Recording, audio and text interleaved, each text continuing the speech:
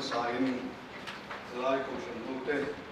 ai gan pa final ball na chatak mai min lo siam sakya an lo me men chu chu when ni din hela chu kai thang hung lo wa helen lo ri akhian hostel a num to he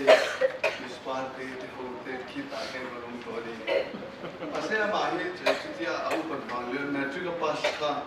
he kan lo ke le tu om ha ke ni kan board exam vele tu te ke lang chi ga thian ve lia rong bo na kan nei ho the le a alo mo ma khilai tlang a chun sa ji ka te hap ka ya te ho te kan la ta ma ro ku hi ti le khop me gan tu chiwa kan tharau nun hi va vai phong chi na kan ro wa a changin kan bo wa a changin kan hla wa mu mal lo wa chumi nun khar ruak tak mai ka ra chuan pathian kan awa re vung vung thin sia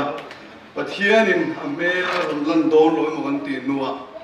lalpa chu ke ma ni min en renga ke ma ni min en fian ngoi rengin ama kan thandan te min lo en fia chi lo nai ro tia lalpa avna na kan sange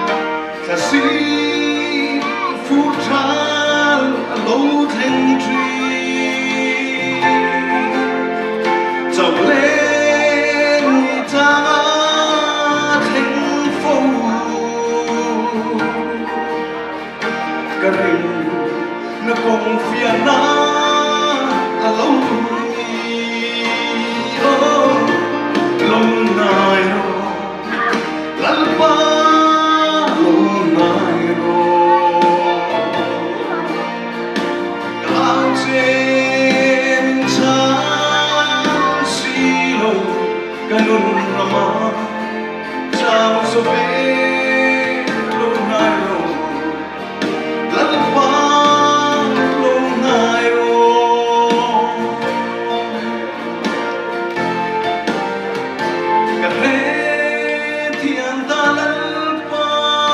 hey nami min kan sangai reng reng lo kay ma thật na na ngồi lâu ni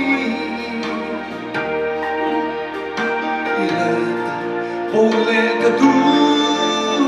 suan te o lâu nay ro lalpa lâu nay ro ao te min tan si lo kanun roma sao so ve lâu nay ro lalpa